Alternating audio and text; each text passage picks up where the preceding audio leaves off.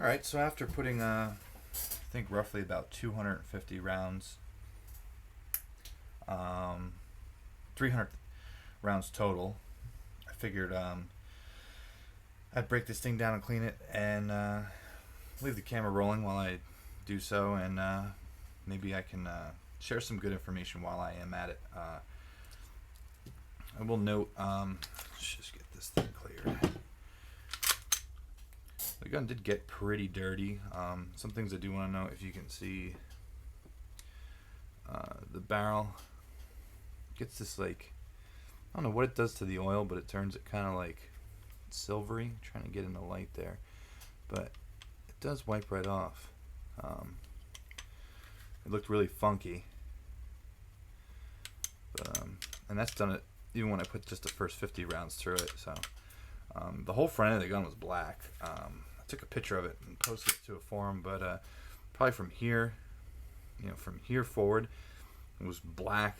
It actually started, you could see like heat colors like blue, and it was actually pretty cool. I've never seen it on a firearm. You can see the front here is pretty black, but it all wipes right off.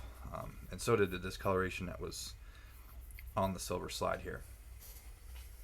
This was the first, one of the first stainless slide, stainless slide or stainless colored slides I've had.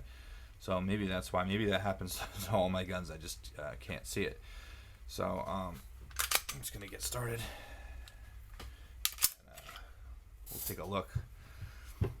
It's still relatively clean. I had polished these rails prior, so they're still pretty shiny. Not showing really any wear. They do have a little bit of dirt on them, plus the grease that I was using. Most people probably wouldn't even clean this firearm after 200 rounds. Maybe most people will. That's new. I guess this little, I don't know if everybody's FNX has that. Little crunchies here. I don't know if I noticed that before. I'm sure it was there. Doesn't appear to be riding on anything. But anyway, so you can see what I was talking about on the barrel. Let's take a look down the bore here. I don't know if we're going to be able to get a good view through the camera. I'll try. Move it around. Not too bad. Nothing a few strokes here with the bore snake probably won't fix. I am going to use some Hops number 9 solvent on it, just because I like the smell of it. And I haven't used it in a while. I've been using some Gunslick foaming bore cleanser. I've been trying to use that up, and actually goes pretty far. You can see the difference, right, just with the bore snake. If you don't use one, I highly recommend. Like I said, I don't know if you're going to get that, but bore snake, I mean, for some people is probably all you need. I prefer to go a little deeper and try to get some of that fouling out. So what I'll do here is I usually take a patch. Usually my first step. And, my way of cleaning may not be yours. Everybody has their own systems. You can certainly, comment on my techniques. But this is the way I do it. This is the way I've been doing it. I've never had any problems over the years with any of my guns. No problems with staining or, malfunctions in general by keeping these well maintained. So usually I'll lay that in there. Also, just brush a little on these surfaces here, get them wet so they soak. Now we're going to hold on to for a while. We'll start with the slide. We can now look at, you see a lot of brass here. A lot of powder residue on here. Seems like pretty dry, it all wipes off. And powder does build up in those rails. Let's see if we can just scrub those out.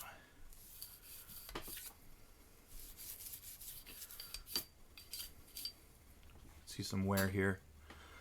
See if I can get a better shot of that. A little bit of wear here on the inside. I guess that's the hood. Nothing concerning to me. No cracks. And this is my recommendation. You look while you're cleaning it, and it's a good reason to clean a gun every time you shoot it. It's not just for the gun to be clean or extremely clean, but to also inspect the gun for anything unusual. You're gonna, if you're not cleaning your gun every 1,000 rounds or so, you could have something like that go by you, and you may miss it. So here's our firing pin and our firing pin spring.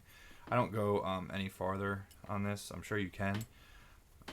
Sure you can get in there and pull the extractor too. I haven't tried it. Maybe after 1,000 rounds or so I'll go a little deeper, but I just pull the firing pin, clean it, oil it, put it back in. So let me just see if I can get the heavy stuff off here. Try not to have this video run too long.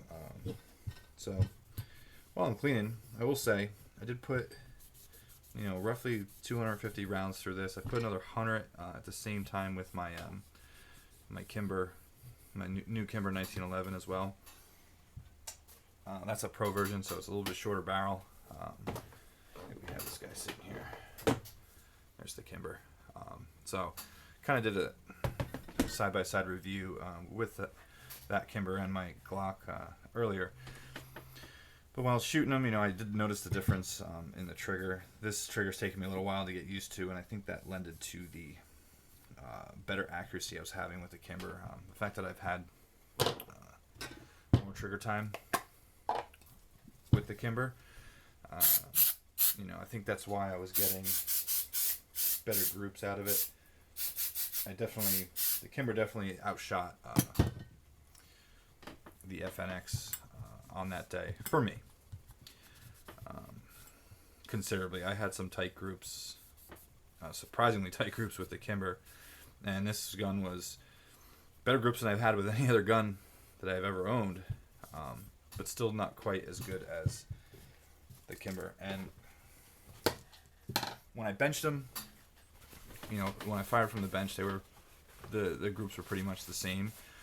So I think it was just me getting used to the trigger pull, the different, the longer, spongier trigger pull on the FNX, which I noticed, definitely made a difference in my shooting. So, but 300 rounds or 250 rounds, all full metal jacket. I didn't shoot any hollow points yet through this gun. I was kind of waiting to kind of break it in before I went any farther and start shooting some heavier loads with the hollow points. But it was all, I had Federal, like regular red box Federal gold match, Remington UMC, the white and green box, Blazer bronze, and I want to say I think that was it actually. So I did have 3 or 4 different kinds of ammo. No failures whatsoever. I actually had 2 failures on my Kimber where the halfway through the mag, the slide locked back. I don't know if that's I'm thinking it's a mag issue. It could have been me just pushing up, with my grip on the slide stop. So I do have to investigate that a little further, so I can be sure that I can trust that gun. But other than that, no failures at all with the FNX. The FNX actually was extracting better. All the brass was in the same spot, probably about 4 to 6 feet off my right shoulder, all piled up nicely. The Kimber, on the other hand, were throwing them in front of me, behind me, hitting me, bouncing off my shoulder, landing on my arm. So definitely, so far, I am very pleased with the way the FNX is firing and cycling. I'm much more pleased actually than I am over the much more expensive Kimber 1911. I still love both guns a whole lot, but can't deny the facts. The Kimber might have performed in accuracy, but as far as reliability, I'm going to put the winner as the FNX here. So if you've never taken the firing pin out, it's very simple. You can, the firing pin block here, you can see how it kind of gets in the way. Just push it down. You can preload it and it'll stay. Should stay. Once it's in its spot. The stop here goes with the curve. With the curve facing the front of the gun. It's pretty always easy to tell. You can see the square from your hammer. So that's kind of how you know that you've got it in the right spot. Really all you got to do here is push down. This requires a couple hands sometimes. So I'm pushing in on the plunger and pushing down on the firing pin, which makes it a little tricky.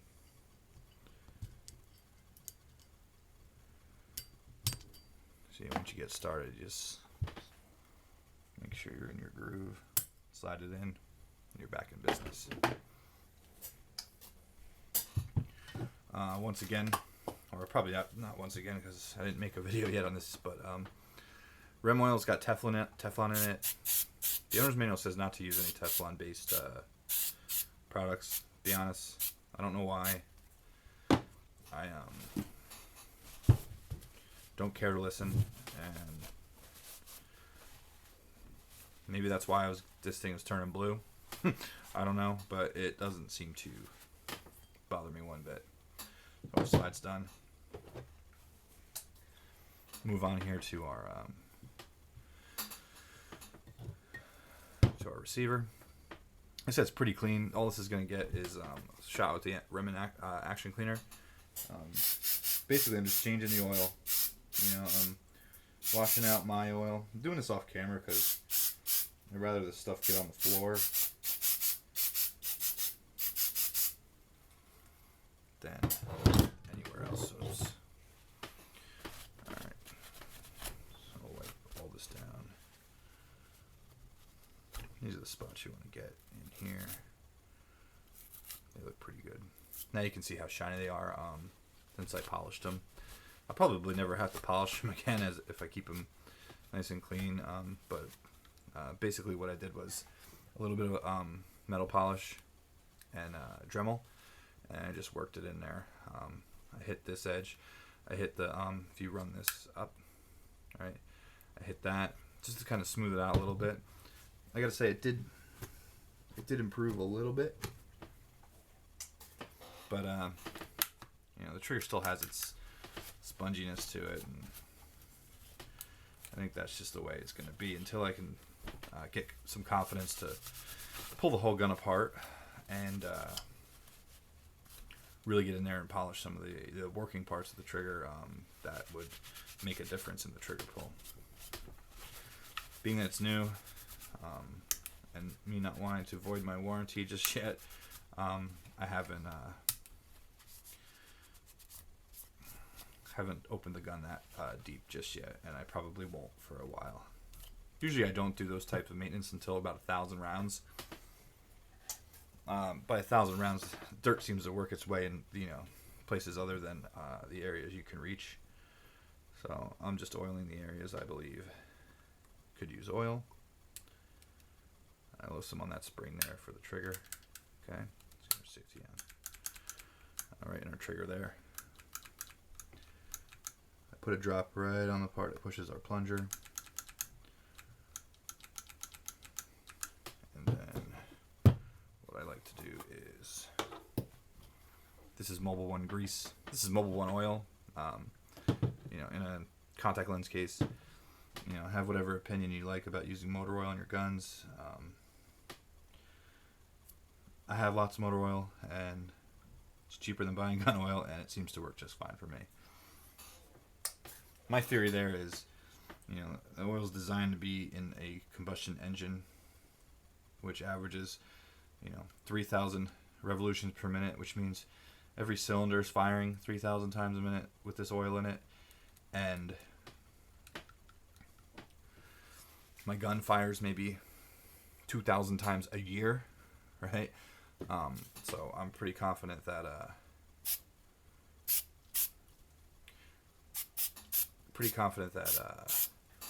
if it's good enough for an engine taking that kind of wear and tear, it's good enough for a firearm. I've used gun oils, when I've come with kits and stuff and I've tried them. It works just the same. It's just, to me, it's all the same stuff. I'm sure people have their debate about the detergents in oil and everything, and motor oil, but like I said, I'm not here to debate on that. All right, our receiver's clean. We'll wipe off the excess oil before we finish.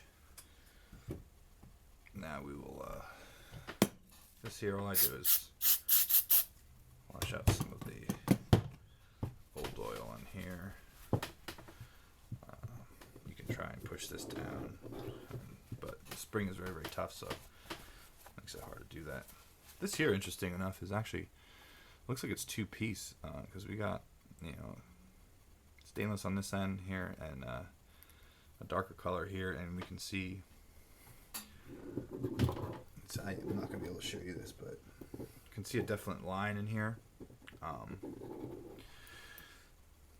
So it's actually a two-piece guy rod assembly. Don't know why they opted to do that, but I imagine they have their reasons, and they're the engineers, and trust them.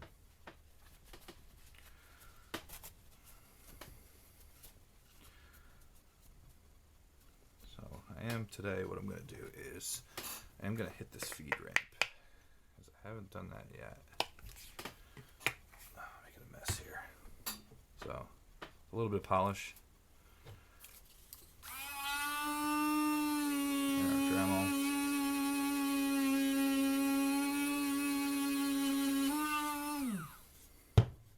So if we wipe that off, we can see that polishes up real nice.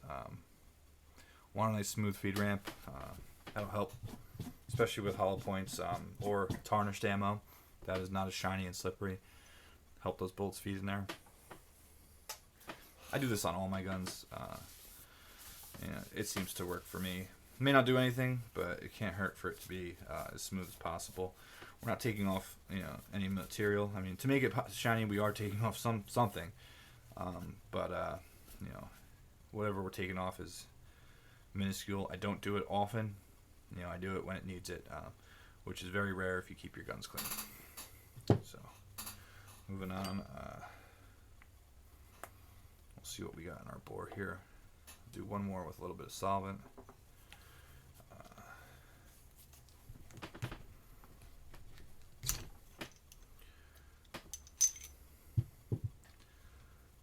Not much in the barrel here.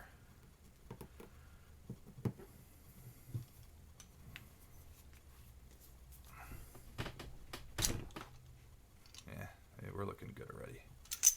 At least by my standards. So we'll put a few dry ones through it. So I guess my overall impressions here are, I do love this gun. I own probably about 6 pistols,